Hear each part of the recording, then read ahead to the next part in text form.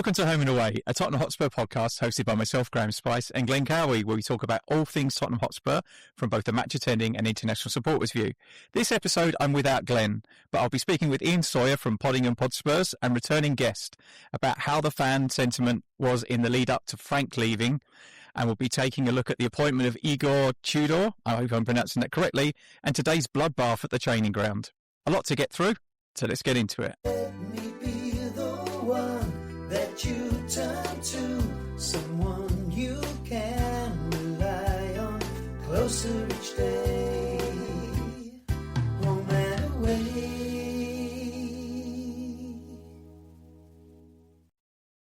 Ian, how are you? I'm alright. I'm enjoying this, 10, 12-day break from Tottenham Hotspur ruining my life, so it's been enjoyable. Yeah, it has. It's been lots of social media watching. It's not without a lack of things happening, I guess. I think it's been a busy period, but off the pitch. It's all been positive, right? It's all been good stuff. Like, in the period leading up to this, it was loss after loss or draw or disappointing thing. Like, Spurs fans on the whole got the thing we wanted, which was Frank out, a change of manager, a refresh behind the scenes. It happened too late, but I feel like that's been a real positive shot in the arm for the fan base. Yeah, I think, ironically, what I understand about the way that Paratici left is that he wanted to make a change in November, and that change was to bring in Igor Tudor. And in the end, he left because no one was listening to him, and they ironically did exactly what he was thinking about, but he'd already gone. So, very strange. I don't know. Anything that comes out of Paratici's mouth, I feel like I don't trust 100% because he leaks to the press himself, and I've got, whenever you tell a story, you're always the hero, aren't you? That's true. Yeah. No, these people aren't blind to the fan. The fans screaming at the players or Frank or whatever. Well, Vinay and Langer have been. I think they hear it. I just think that they think they're smarter than us. I think that's true. Picture, yeah. I wonder if there's a bit about Vinay that, in the same way he did this at Arsenal as well, right? Yeah. The first 2 or 3 seasons were a struggle for them with Arteta. So they really had, the supporters were really on his back for a long time because they were really a real slow start. Perseverance worked for them, but I think, if I'm honest, they had a better squad to start with. Even with the problems that he has refreshed the squad quite significantly and invested a lot of money. I don't think that any of the money we've invested has significantly made us better. I think we've had the squad as it is still probably weaker than the day that Harry Kane left. And Son, obviously, it was in his sunset of his years with us. So yeah, I think the two of them papered over a lot of cracks for a good few years.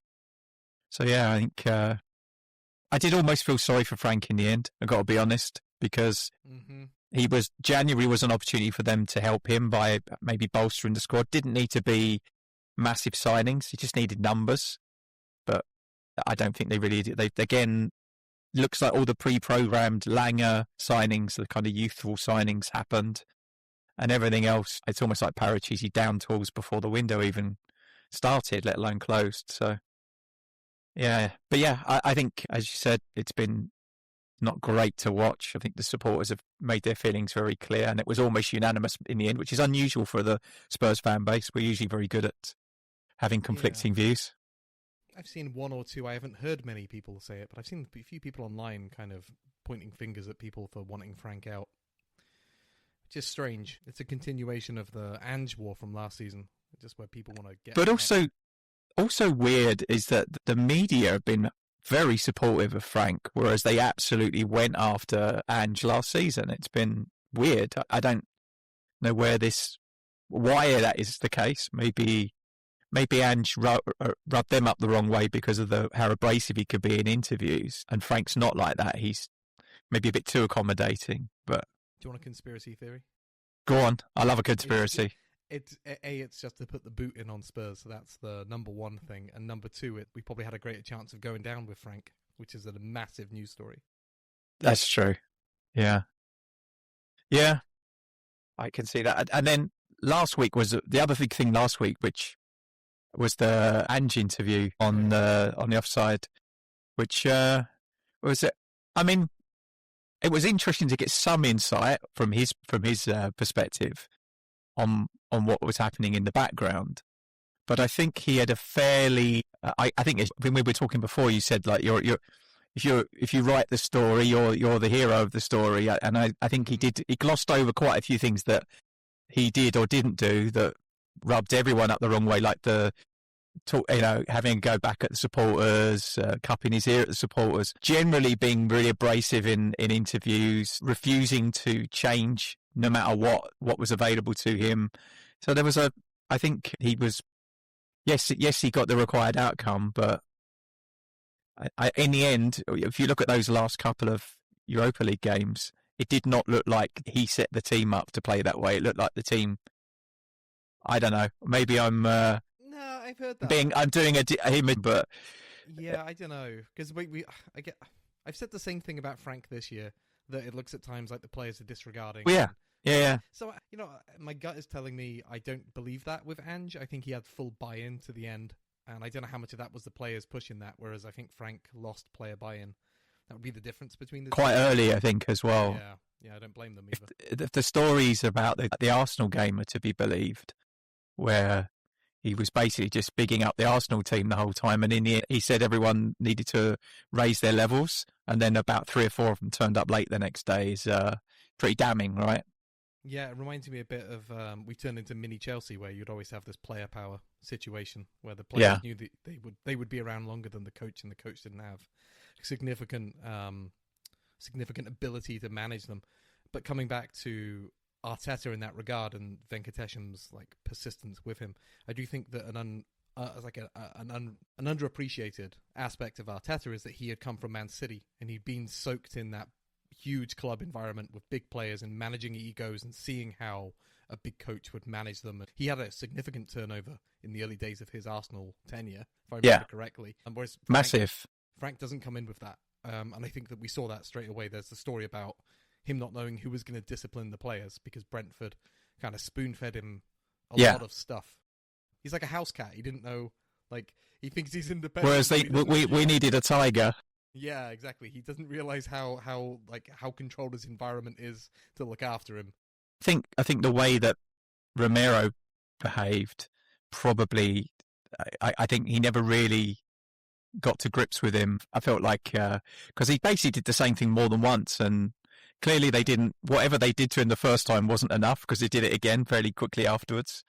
I mean, so yeah, you can't do that, but at the same time, I'm glad he did. He probably needed a good hard bollocking to get him in line. Yeah, and Frank, I just don't know what they did behind the scenes. I know he's the captain, but come on. Yeah. Drop him, do something. I'm not sure. And the club must have been angry because ultimately it was aimed at them rather than Frank specifically, wasn't it? Yeah, definitely. It's been an odd year. It's just another weird year. I mean, you started podding at the start of last season, and it's just like one non-boring weekend would be lovely, right? Yeah. Just a routine 2-0 win.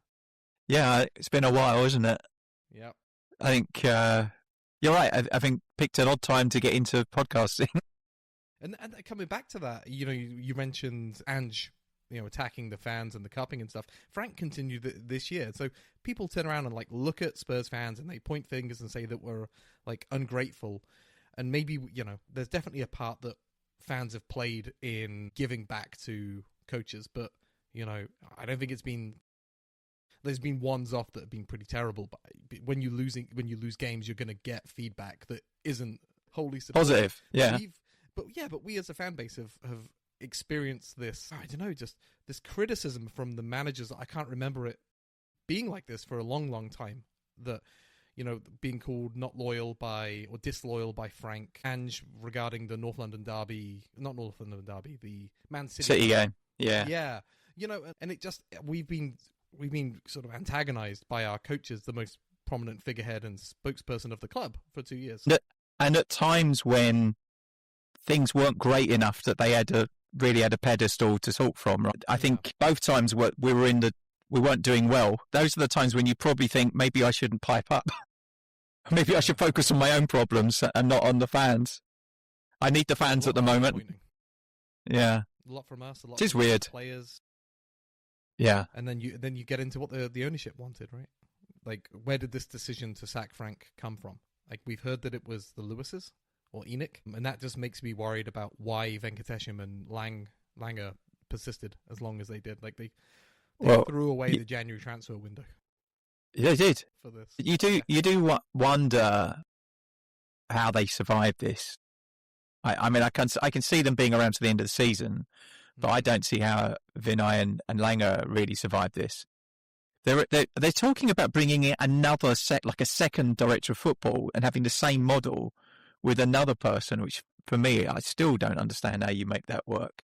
I'm hoping that whichever manager we bring in has more of a say in how that's structured than they currently do.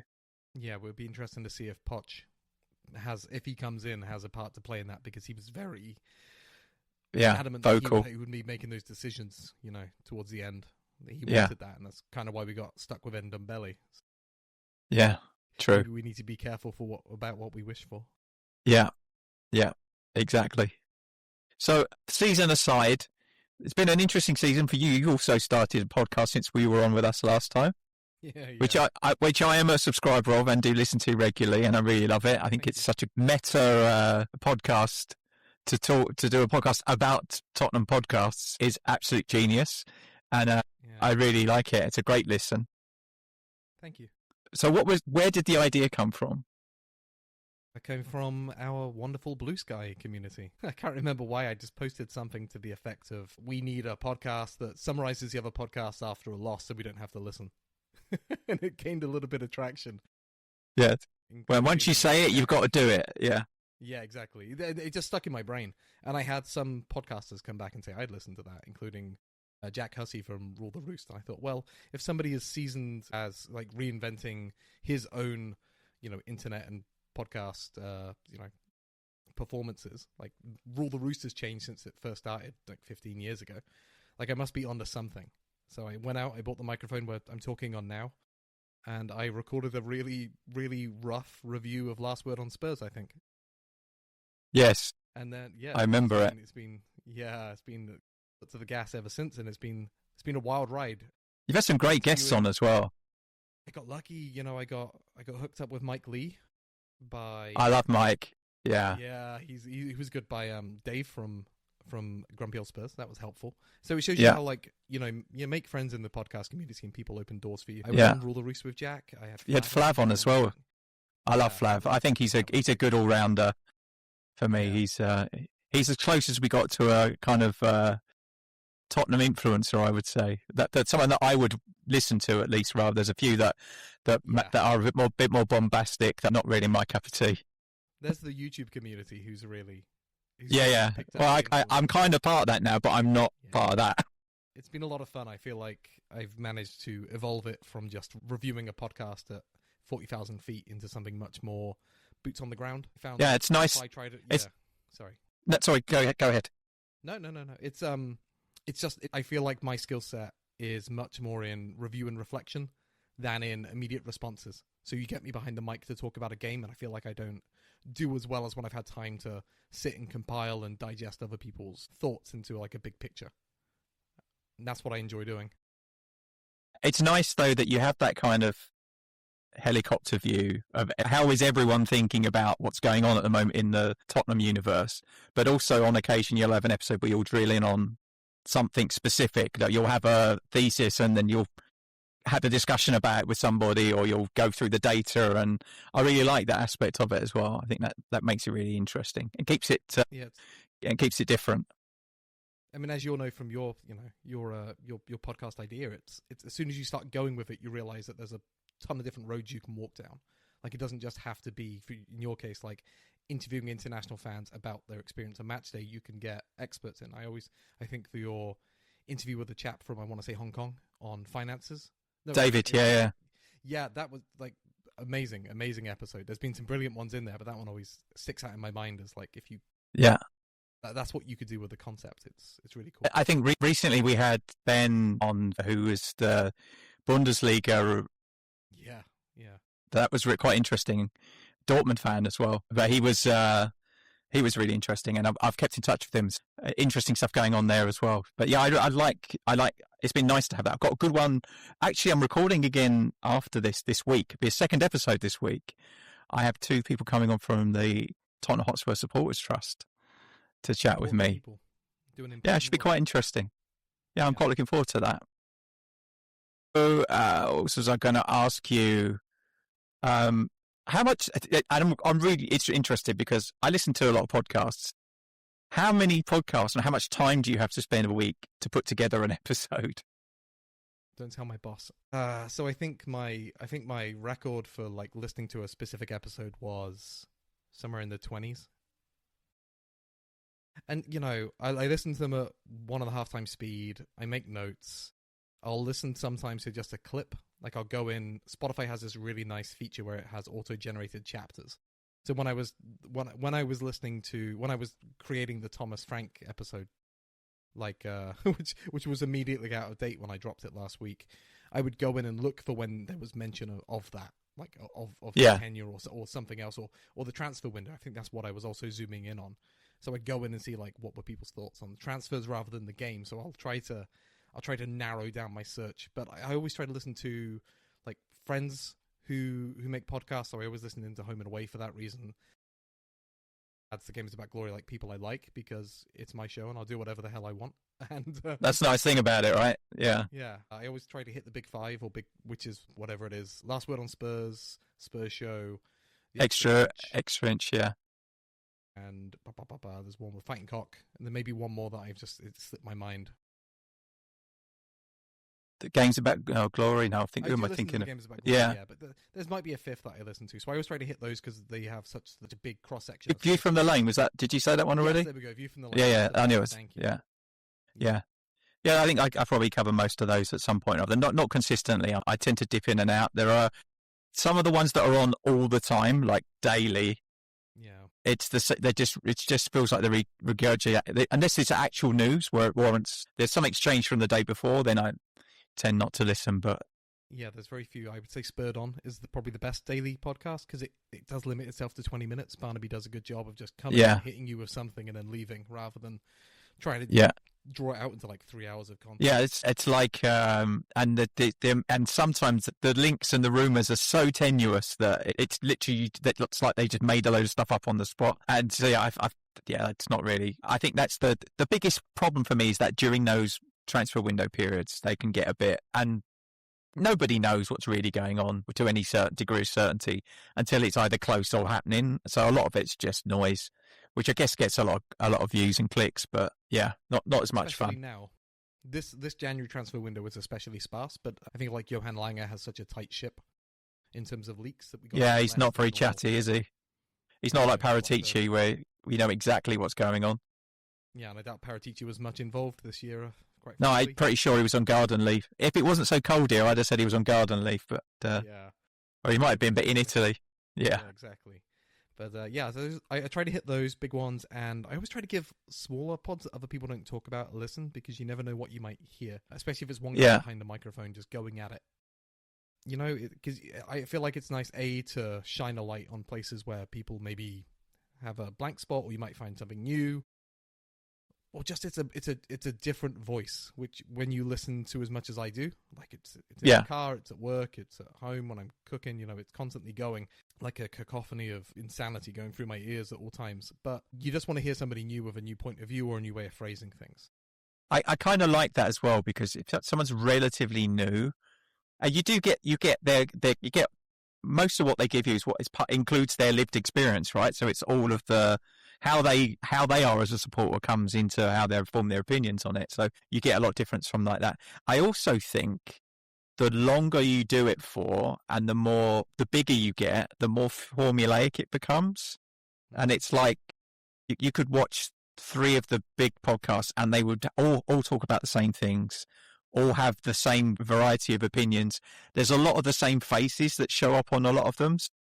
Yes, that tends to normalize the opinion set across them as well. Yeah, I just think that I like that sometimes, that you find something a bit niche that really just catches your fancy. I keep meaning to graph that network at some point of people showing up on other people's pods. Just see it, That would be quite interesting, because it's happened. I've noticed a few more have started up recently, like the Whistle Blows as an example, and it's just like the same 3 people on cycling themselves around different podcasts, which some of the content's good, and I like it, and there's nobody that I really detest. That I wouldn't listen to it if it was that bad. But sometimes you catch them. They have a good subject. And they got someone who knows what they're talking about, and it's an interesting listen. But yeah, it comes down to the character. You know, if they're all saying 75% of the same stuff, it comes down to like the 25% that they say that's unique, and also just who they are as a person. Like if you like somebody who's loud, then that's fine, great. If you like somebody who's more, you know, reserved, considered, yeah, exactly. It's just different people. So that's why we have, you know, 120, 130 now. I think It's insane, right? Yeah. I mean, I think it's about half a dozen since the start of the year that I've been tracking extra. I don't know what to do with it. It's like, is it the 5? What's that one that Spurs 5? Yeah, that's another one that started. Was it December that started, or fairly recently? It's not a. It was back. It was like autumn last year, I want to say. Was it? Blimey, it's been going longer than I. It's like the Avengers of Spurs YouTube space. Yeah. Yeah. So yeah, a lot of big names on there, and I listen to it. I like they fight a lot, and I like how they fight. I mean that in a positive way. Like they hash it out. A lot of people go onto a podcast and they're not nice about their different opinions, but they don't necessarily really dig in and have that. So I quite enjoy a little bit of conflict in my pods. I did feel a bit sorry for you, especially on the day that Frank got sacked. Because there was about 6 million emergency podcasts, and I knew if you were going to do an episode on it, you'd probably be listening to podcasts for 24 hours a day for about a week. I think that if it had happened in the off season, I would have listened much more quickly and put something out. But I knew that if I did anything back end of last week, it was going to be out of date with whatever new coach came in. Yeah. So waiting for Tudor to be announced, I decided, or whoever, because like Tudor came out of. No, he wasn't on. Yeah, it wasn't even being discussed. Not a single person was talking about him until it happened. If I put out an episode talking about potential candidates to come in, he wouldn't have been on that list on Friday. No, yeah. Well, you can look at our last episode from last week was absolutely like that. We talked about every name you can think of in world football. It was a smorgasbord of names, and none of them being Igor Tudor. So everyone would have got a bit of egg on face on that one. I think he's a really interesting choice. I think that's. Make of it. I was going to say the good thing is you spent a lot of time reviewing other people's views on Tottenham as a whole. So from your own perspective, how has the season panned out? So what were your expectations at the beginning of the season? And then obviously I'm assuming they haven't been met so far. No, I thought we'd be top 8. I didn't think we'd maybe make top 6. I thought maybe we might get Europe, which I guess could be 7 or 8, right? Yeah, because like half the league now can qualify for Europe. So I thought we'd be in and around that sort of space. We'd maybe have a few games that we look good in, a few games that we'd look terrible in, but more often than not, we'd be kind of boring. I didn't expect the Champions League to pan out how it has. I actually thought that with his lack of experience of juggling top flight in Europe and domestic competitions, that we'd be out, or at least in the punishment round. So to be top 4 is incredible. Yeah, I'm really pleased we didn't have the extra games, to be honest. It's the one thing we didn't need, right? The extra 2 games. Oh my God. It's like the one that Frank did. Yeah, I think they're starting this week, aren't they? Isn't it? Tomorrow's the first of the playoff games. That sounds right. We'll find out who we have. One of my guests, Joao, who lives in Lisbon, he's also a Benfica fan. I think I'll be watching that one tomorrow night, at least some of it. The Benfica Real Madrid. They got them again after they beat them in the final seconds with the goalkeeper scoring. So that'd be an interesting one. Right? We're definitely drawing Juventus now. That would be quite interesting, right? It's got to be. Is the Juventus? So is it Galatasaray the other option, or? Yeah, that sounds about right. It's like Club Brugge, Galatasaray, Atletico Madrid, or Juventus. And that's the last time I saw it. But it's got to be Juve. Like Spurs is a club. Everything that happens around us is driven by narrative. It's not actually on pitch stuff. It's like this universal narrative around Spurs. Like the reason we won the Europa last year was because like Ange spoke it into existence. I think there's a lot of manifestation going on. Yeah. That the world gives you what you need at a time when you probably need it. That would be interesting. I mean, we owe them a win as well, right? Because do you remember we got knocked out by them under when Poch was manager the season before we got to the final, wasn't it? I think. Chiellini's famous history of the top. Yeah. Quote. Yeah. Well, I was there for that game. It was disappointing because we were winning, I think, and then we lost. Extra time, right? That sounds about right. Yeah, yeah. At Wembley. Yeah. Another one of those massively attended games at Wembley, which are Just bringing you all the positive vibes today, home and away listeners. it's kind of, I think when you think about attending some of those European games at Wembley, where I think we broke the record for the largest attendance, and it was over 90,000. Now we're like 20% empty for Champions League big games like Dortmund. It just shows you how bad it's got, I think. And that also hasn't helped by the fact that they did some really good ticket pricing at Wembley. They made it accessible. Like the group stages at Wembley they did a package deal. I think it was 75 quid for the first 3 group games. So you got a lot of, the numbers were good for those games. And then it never got super expensive. But I saw there were rows of seats at £1 a pop at the stadium that weren't filled for the Dortmund game.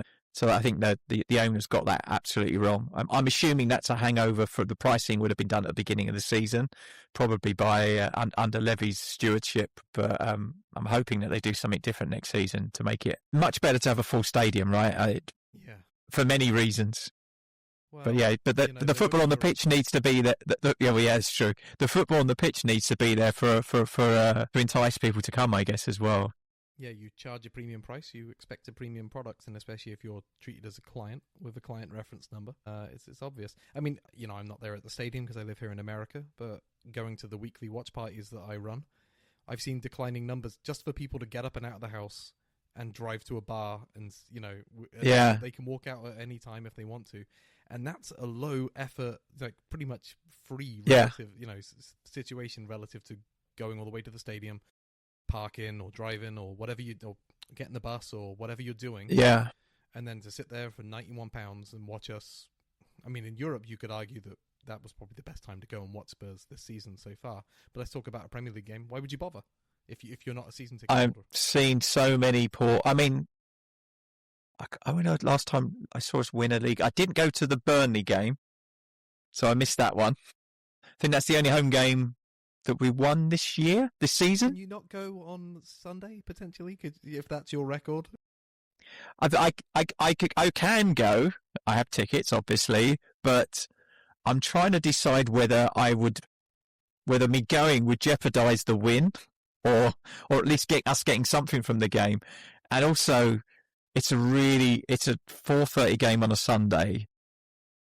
So it's finishing at 6:30, and I've got to get home at 6:30 on the evening. And I live the wrong side of London, so it's a commitment.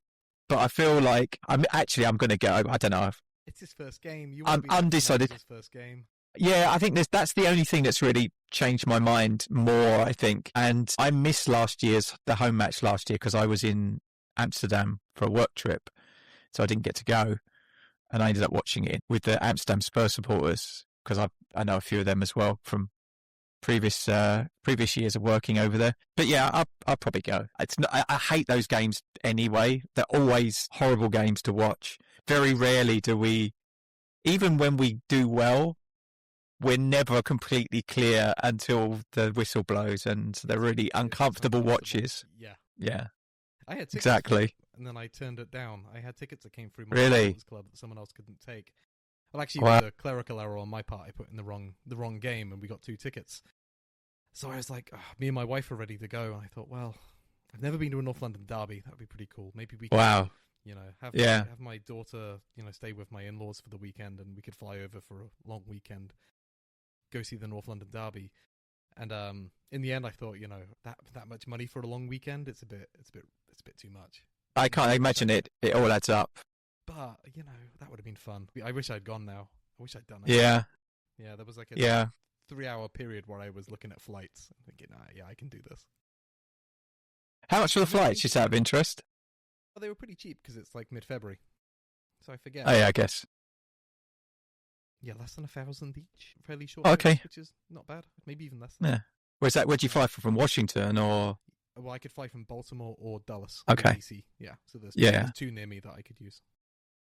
So yeah, it was pretty affordable, relatively speaking, but yeah, it's still a lot of money for a weekend. Yeah, but it could have been. I've never been to a North London derby. I don't know when I'll be able to go again. I should have taken. Yeah. Anyway, I gave him. Well, let me know next season, because I'm assuming if Glenn's not over, then I'll probably have a spare. So if you wanted to come over for a weekend, we could probably make that happen. Yeah, I'm targeting some fixtures. We'll see. So I guess. Sorry, I was going to ask you. No. Having been to a number of North London derbies, what are you expecting on Sunday? I think I just want to see a lift. I want to see a bit of something different. I want to see us progressing the ball quicker, the press, the attacking, all the things that he's renowned for. I want to see signs that the players have received the message and are trying to implement it. I don't mind. I'll be honest, for me, this is a bit of a gimme for Tudor, but he's expecting us to win. I am. Yeah, well, yeah, I want us to win, but... No, I think that it'll be the funniest thing ever, so that's my narrative. Oh, yeah, there is that. I'd take it, mostly because you're right. It would, to basically draw them level on points with Man City or something would be really something. But I mean, in terms of where we're at and where they're at the moment, everyone's going to be looking for an Arsenal win. What I really want to see is that it's a bit of fight and us creating chances and progressing the ball quicker, just to see that the boring patterns of play that we've been watching in the previous few weeks, we'd see something different. Like there's been periods like I think the Man City second half and some of the European games for like 45 minutes. We played really well and we've progressed the ball better. I also think that some of the players are being misused, have been misused. Like Xavi Simons is a 10, but the ball's never coming down the middle to him, and so he's moving all over the place to try and get in possession. And I don't think that's been very helpful. We're kind of limited on who we can play, and we can probably talk about that. It's still very limited, but I just think that the way Tudor plays will bring Xavi into the game a lot more, because he tends to play more centrally as players. It pushes players up a lot, so it might get a bit congested. That's the only thing, I guess. But lots of. Sorry, we've been complaining about not using the middle for so long. Now I think everyone will be there. It'll be like a little. But yeah, I saw it. It's interesting. You put me onto that video that George Akile put out.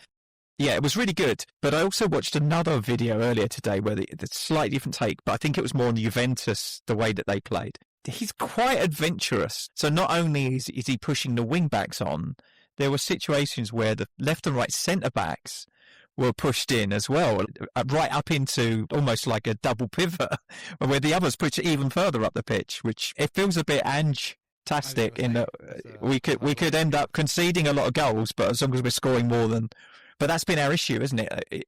We really haven't been creating enough chances to win games. We've only. No, go ahead.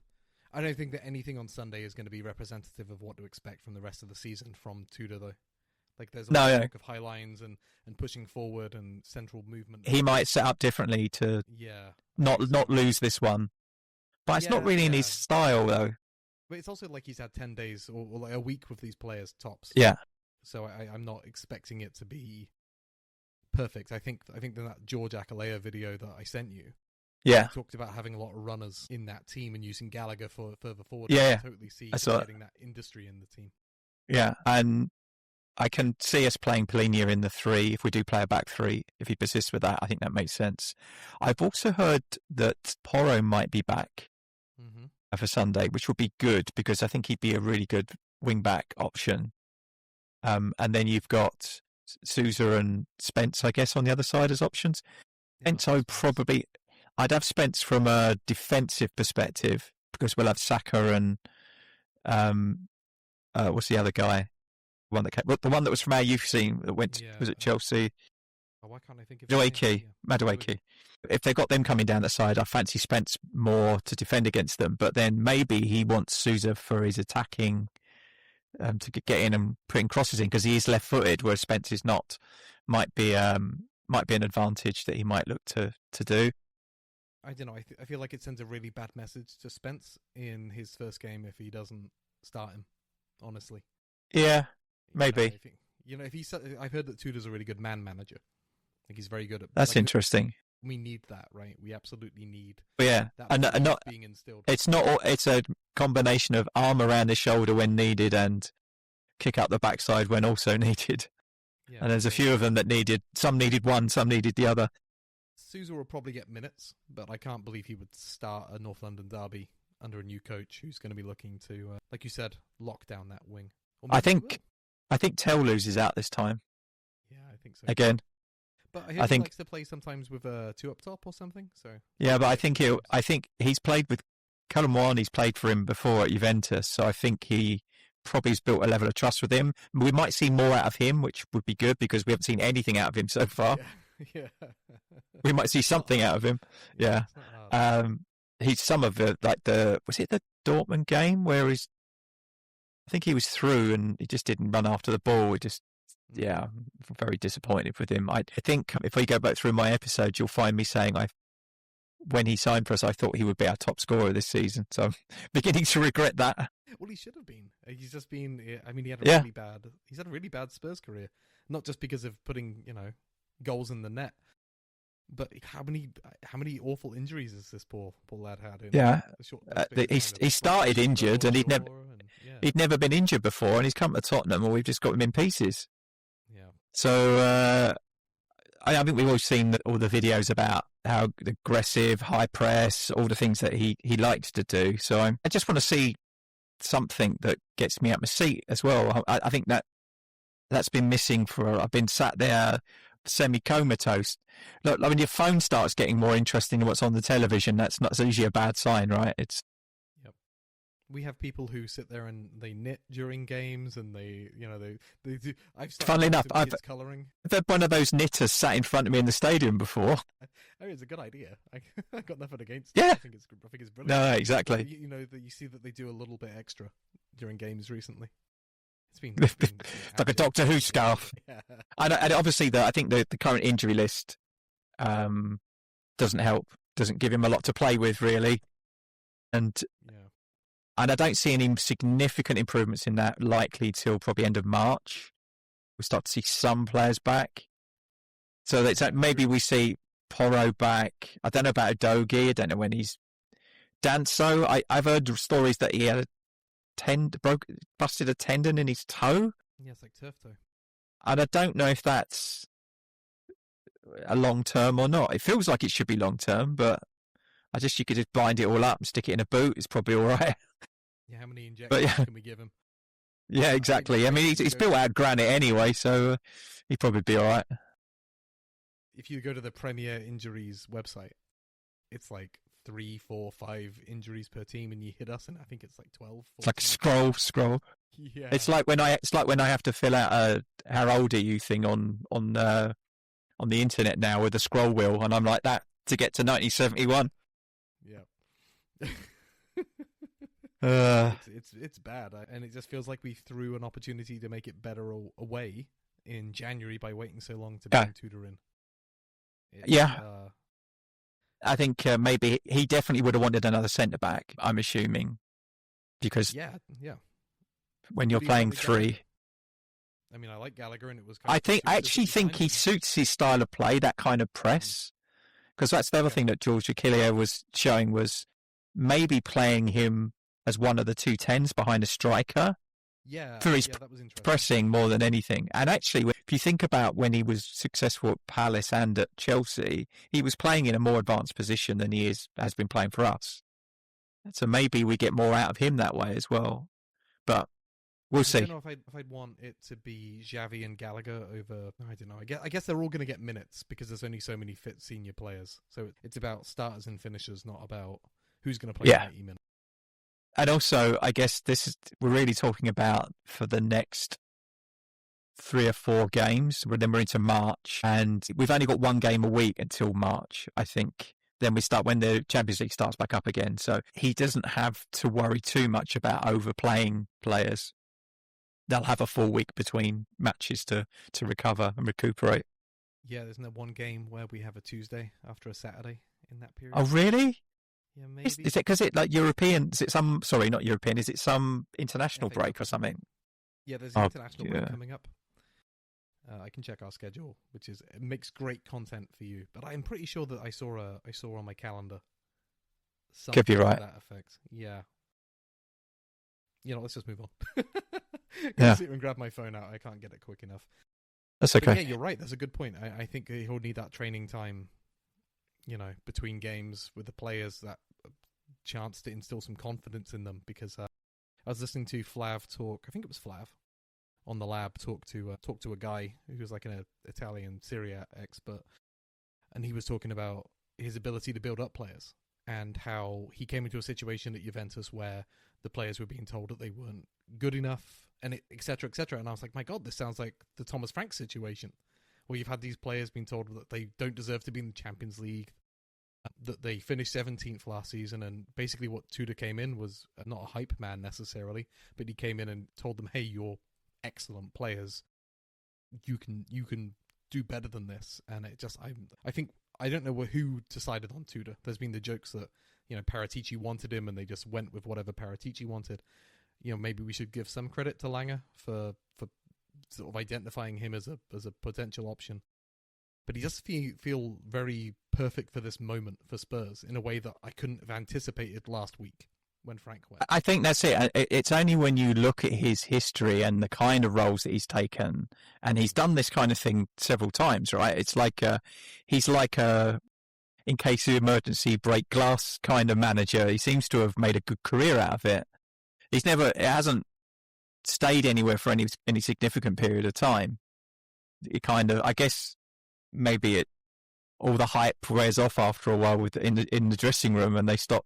Maybe they stop listening, or I don't know.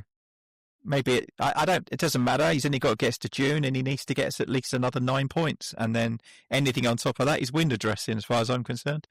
Just for some context, I think the last 12 games we picked up 10 points. So worst case scenario, just do what we're already experiencing. Yeah, and we'll probably. That's pretty good. Consider it doesn't feel like that, does it? That's the weird thing. I think it's 10 from 12. So we had the Palace game and stuff like that. Yeah, we beat Palace was the last win, right? Yeah, probably. And then we had one in January, which is the Man City, or was that this month? I've lost track. Yeah, I don't know. It's not been a lot anyway. No, I think that the one thing that saved us last week was the late Sesko Man United goal, right? Otherwise, we'd have been 3 points off bottom, not 5. So I think I said to Glenn last week that I don't think Sesko buys a pint again in North 17. I think whenever he's in town, drinks are on us, because it could be the difference between us going down or not. And that's what worries me. Is you look at if you're a seasoned Premier League watcher, you know the characteristics of a team that pulls themselves out of a relegation fight. West Ham are showing all of those signs. They've signed new players. Yeah. They're putting together wins over relegation rivals. But I look at us and I think we're doing the opposite. We didn't sign anybody back from Gallagher in January. We're on a losing streak that we can't turn around. We didn't sack our manager soon enough. And we're losing to relegation rivals in West Ham. Yeah, we don't have that many of them left, do we? We got Forest. I think we still got to play. It's the only one. But I also think Forest might be in trouble. I hope so. Because, let's be honest, if you wanted someone to keep you up, Dyche would have been the guy. And I don't understand that. For me, it's a crazy decision to get rid of him at this point of the season. He would guarantee they would be in the Premier League next season. You might not like the club. Yeah, you might not like the football, and I'm sure it's not particularly attractive to look at, but you get to a point in the season where things are going so badly. I think if someone had said Sean Dyche is coming to manage Tottenham to the end of the season, I wouldn't have liked to watch the football, but I would have thought, well, that's a sensible move to try and get us to the end of the season and pick up enough points. And you would think he would do that. So yeah, but with now they've got. I mind you, Perez did save Wolves last season, didn't he? Yeah. And then he got sacked. But I mean, the players have now. That's the fourth voice that those players have heard in the space of a season. It's just demoralising, I think. Must be a bit tedious, like constantly changing. Everything changes every couple of months. So yeah, I mean, it must be. We need that 6-pointer. Think about what Gibbs White must be thinking after all of the shenanigans in the summer. Yeah, poor guy. Never mind. Yeah, right. I feel for him a little bit because I imagine he was. I think he was bullied. Signing it. Yeah, exactly. having a bit of a difficult pregnancy, and there was a lot going on. I think he wanted to come to us, so I've got no ill will towards Gibbs White, as long as he doesn't score against us in early April.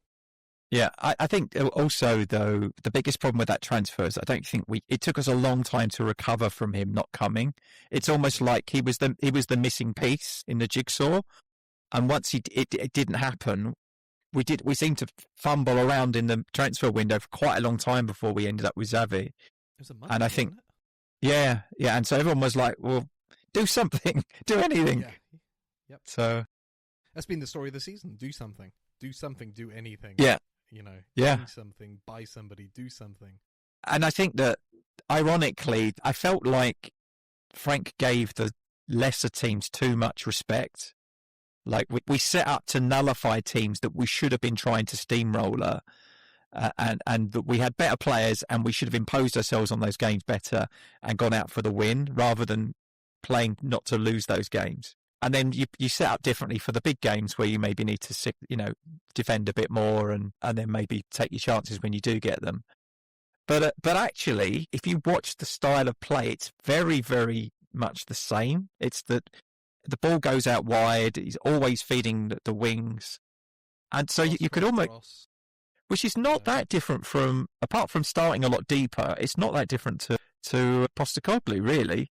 He was also get the ball out wide and cross the ball, but it was more cutbacks than sort of like direct crosses. It was cutbacks into dangerous zones rather than like speculative hoofing it in. But it was still a lot of wide play. Yeah. Ironically, it was wide play, but he didn't have the wide players to play it. He had, apart from his son, was kind of on a downward trend, and and then with Johnson scored a lot of goals, but he was pretty ineffective as a wide player. Yeah.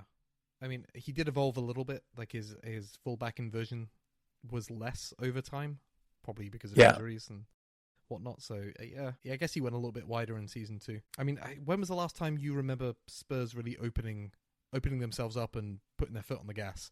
Like the women won 7-3 against Villa on the weekend. I can't remember the last time I thought that Spurs. I guess that Southampton game in Postecoglou's. Yeah. Was that his second season? Yes, it was. I think isn't that the game? I think there's a good pub quiz question around that, because we got 2 Southampton managers sacked that season, but they played us and they sacked their manager twice.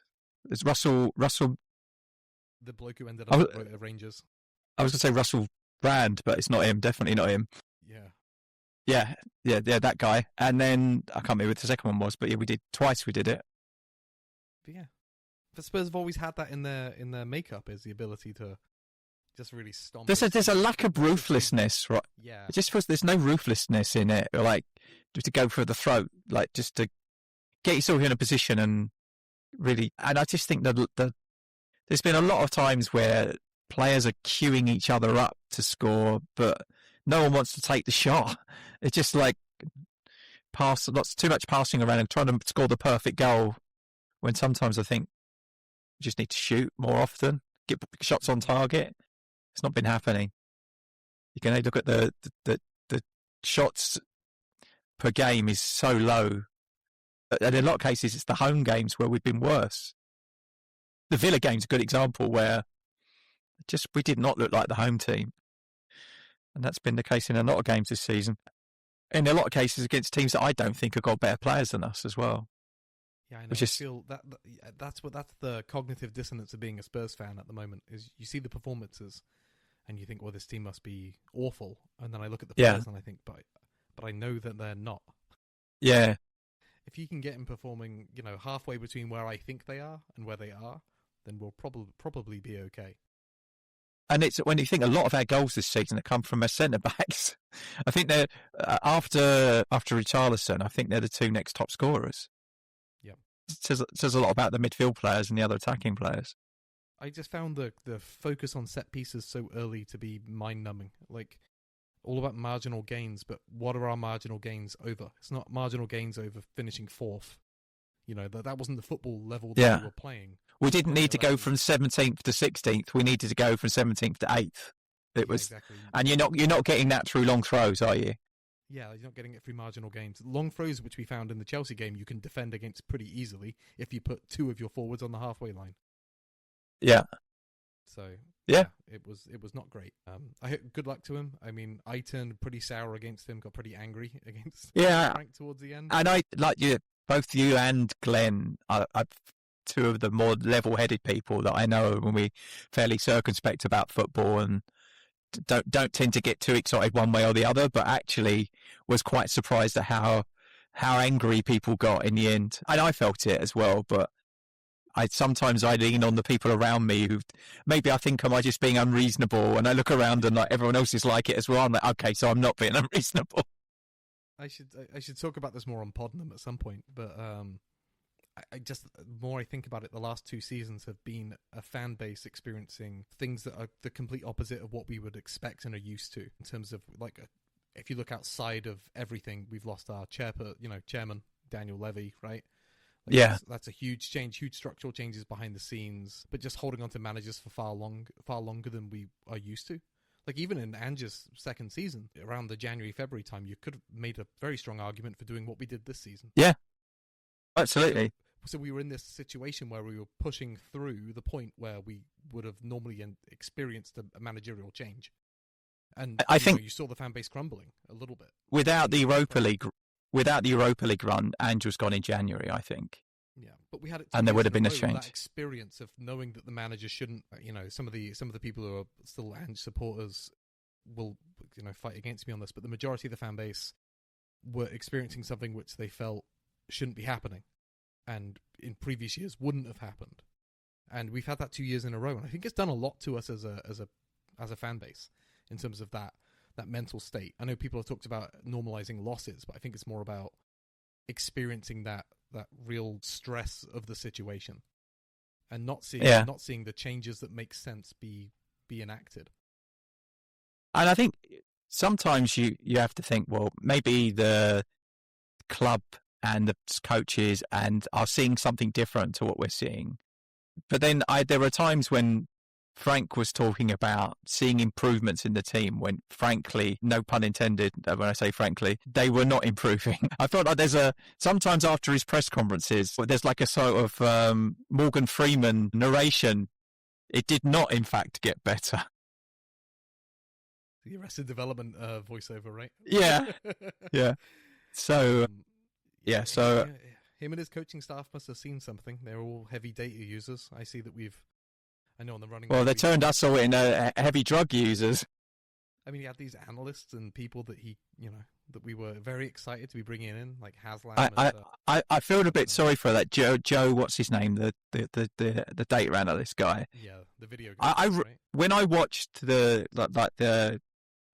kind of day in the life at Brentford, and he was really pivotal in the analysis of the matches, and he would actually take some of the sessions.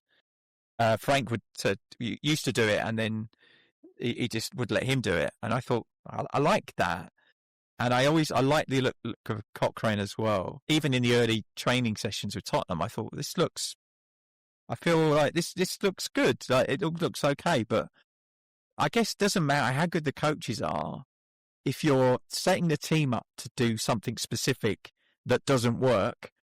Doesn't matter how many times you train them to do that, it's still not going to work.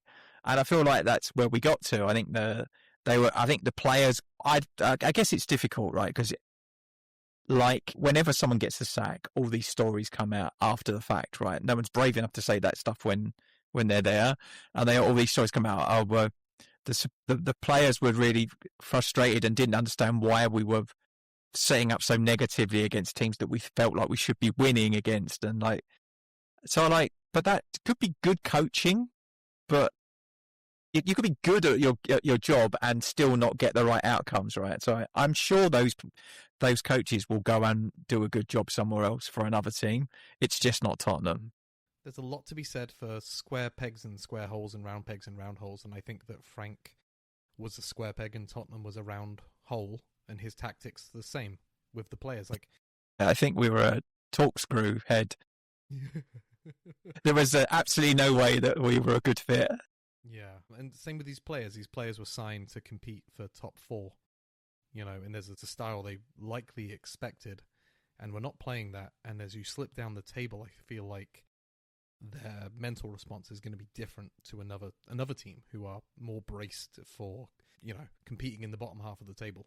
So I think Frank had an uphill struggle. The more time went on, the more that the losses racked up. Yeah, because this was not a squad put together to compete in a relegation battle. They did not have the stomach for it, and which is why we needed to shake it up a bit.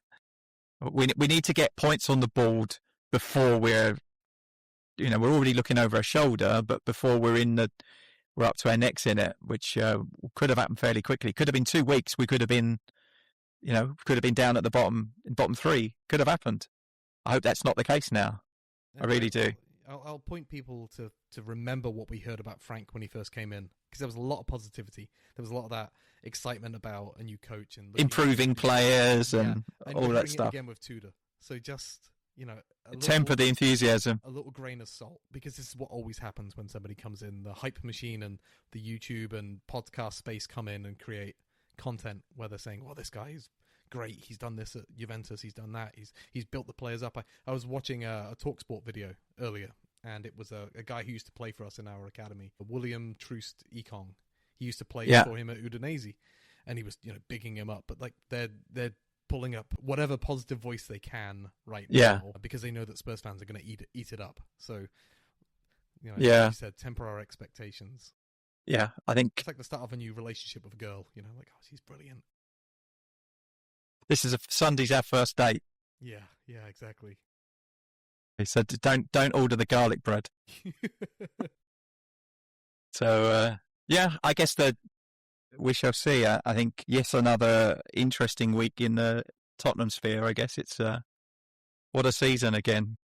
I will bite my left thumb off for a boring week. Yeah, I'd take a draw now, and then a week where nobody gets injured, and maybe 1 or 2 players come back. And just check off, that 10 points, make it 9, that we need to probably stay up and just...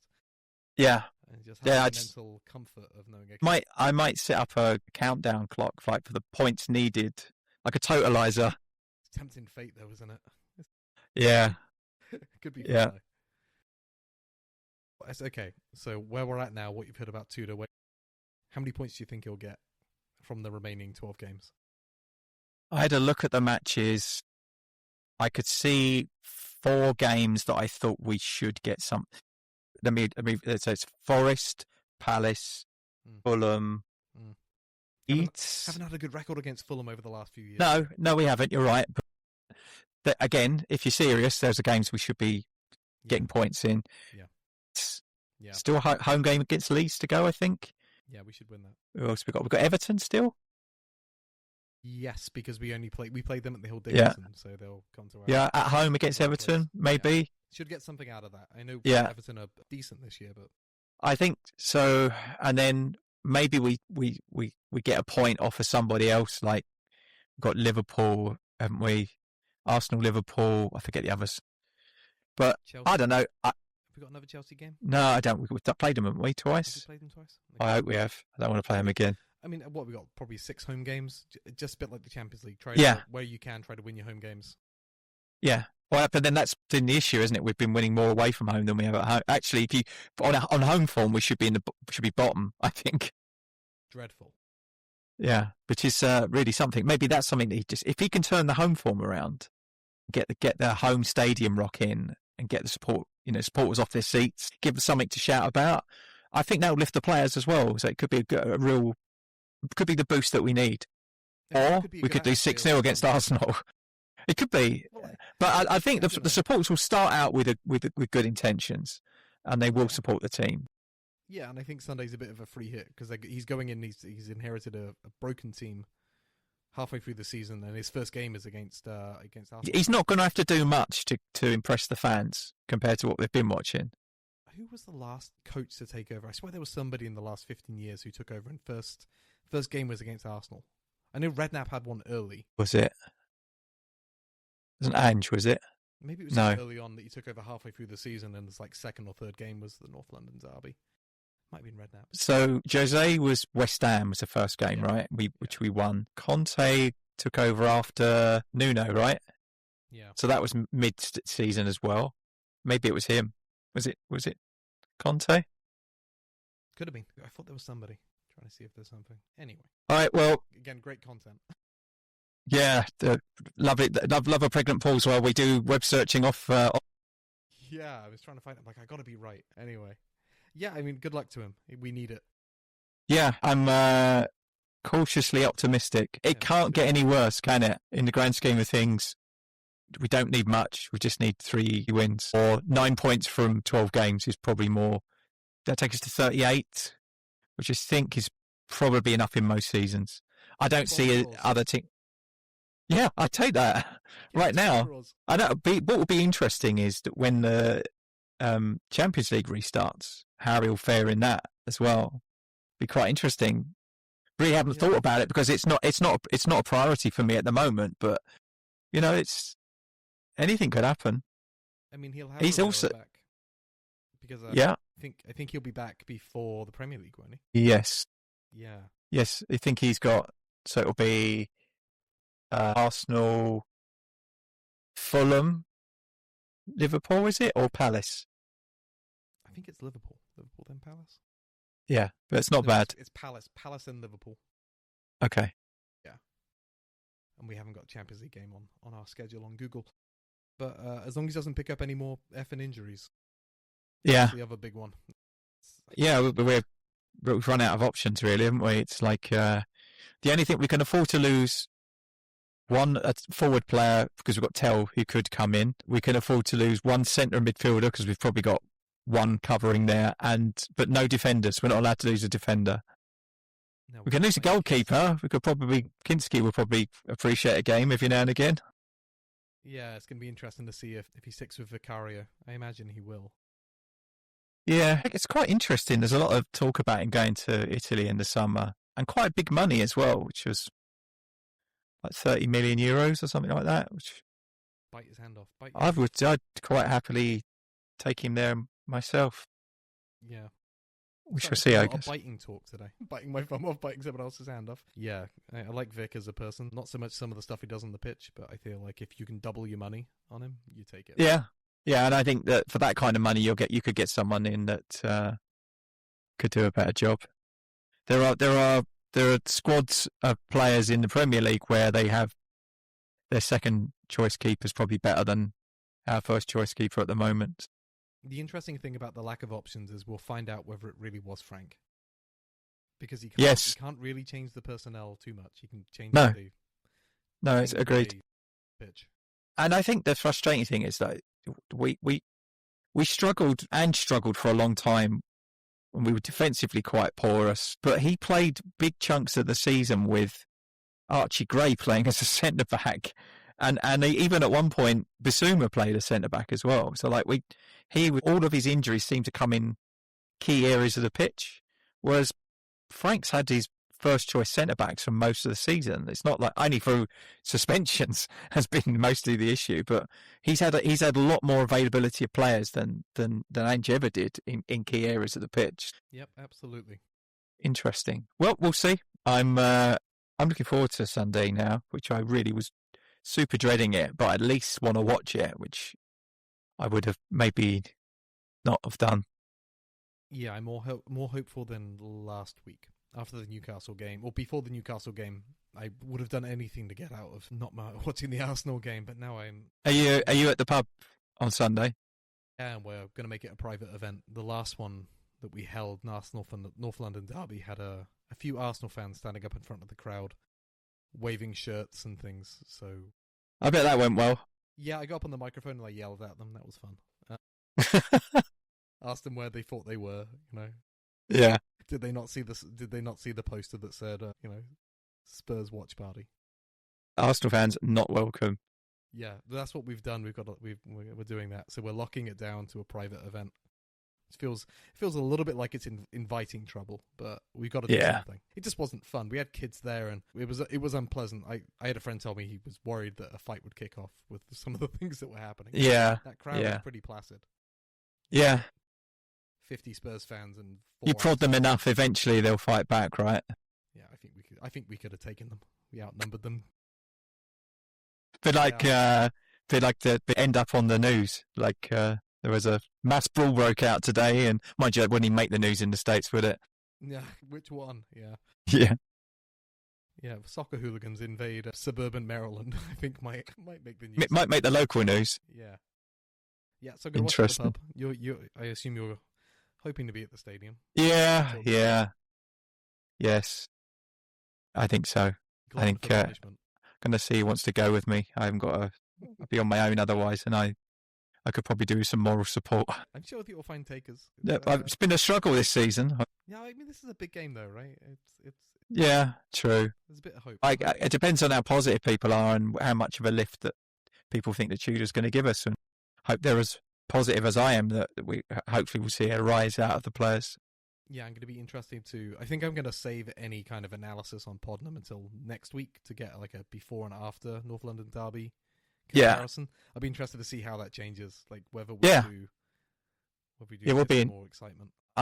I'm probably going to do I said we've got another session tomorrow with the guys from the Supporters Trust. So we're obviously going to talk a bit about the trust and as well as what's been going on around the club, which I'm sure they've got some views on. And also to talk, it's nice to just talk to them as supporters as well, because ultimately that's what they are about the match on the weekend. So I'm quite looking forward to hearing some other views on the game. See whether we are alone in our views on how it may be impactful, him joining us, but we'll see. Interesting. We have to feel it, because otherwise what's the point? Yes. Yeah, I think that's the problem this season. I felt numb a lot of the time, rather than I could take feeling angry or sad or happy, but like just to not feel anything has been really, really bad. I think it's been one of them seasons I've really struggled to really get enthusiastic about any of the matches, the home ones especially. When you know you've got to do 4 or 5 hours of travelling, pay a lot of money to get to the stadium, and then be served up what we've been watching this season has been a slog. It really has. Even a fight, not to do all that and not even see a shot on target in the first half of the game is criminal. Yeah. So the amount of empty seats around me most of the season has been notable, really. I'm surprised that wasn't notable to the higher ups within Spurs. Yeah.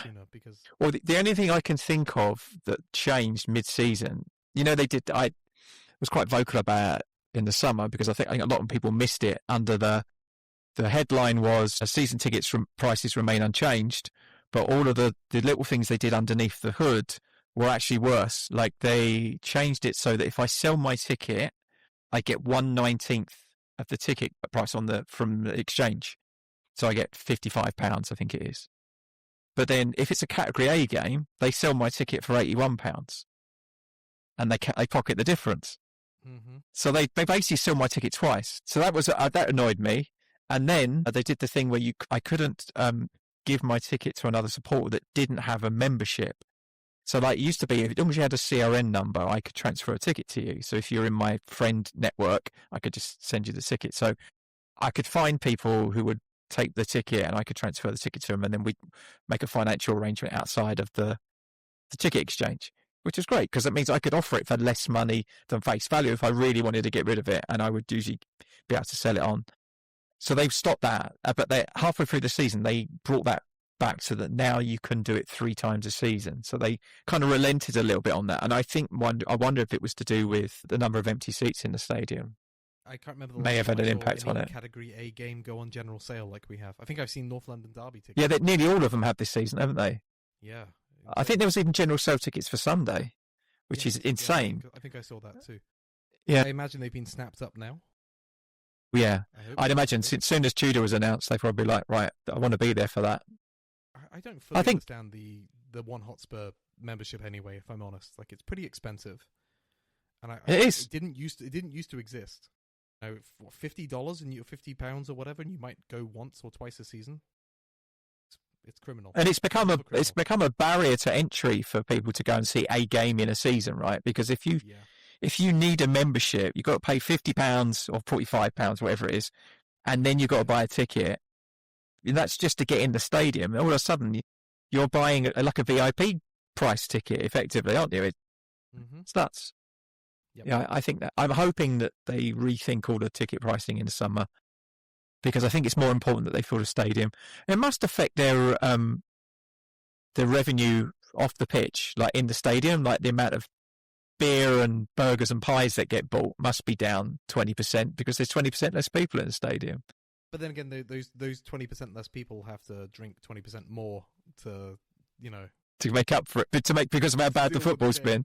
Yeah, exactly. I guess the issue is a lot of the empty seats are season ticket holders who haven't gone, so they've already paid for the ticket as well, right? So the issue here is actually bums on seats rather than money in till.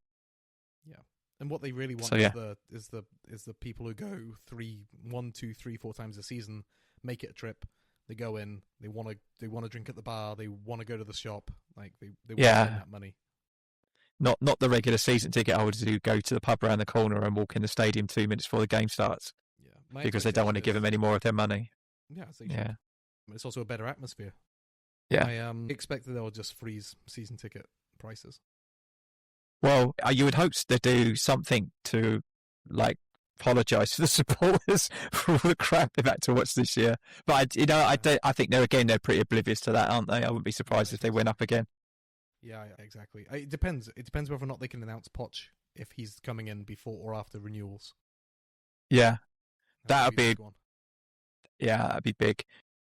Whether or not he'll be allowed to do that, I don't know what his contract with the USA says. No, I don't know. But we shall see. Mm-hmm. Well, one thing's for sure, it's not going to be a dull 12 matches. I don't see it. I think there will be stuff that the podcasters will be very happy until the end of the season, that they will have plenty to talk about. Hopefully some positives to go with the negatives that we have been having to talk about, but we shall see. I just want something. And you'll be there to analyse all of our psychoses and issues that we've got from watching Tottenham as well, and see how whether there's any uptick in general feeling. But I'm hopeful still. I'm pleased that we did something, even if it was late. I felt like we were sleepwalking our way towards a relegation, and I'm old enough to remember the first time. Just about. I was 6 at the time. So it didn't affect me in the same way it would do now. And also, getting relegated in 1977 was not the financial impact that getting relegated in 2026 would be.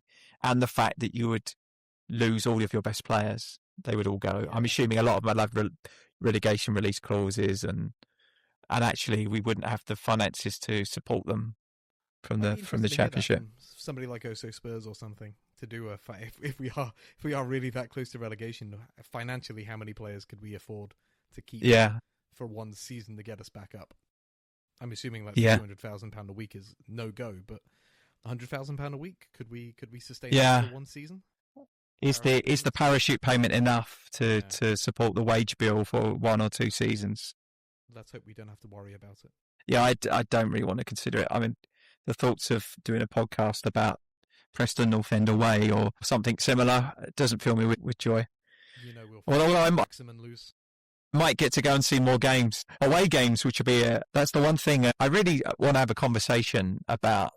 Away fixtures and the ticketing and the loyalty point system, because I think there are a small number of people with all the loyalty points going to all the away games, and that there are large percentages of season ticket holders who just never even get a sniff.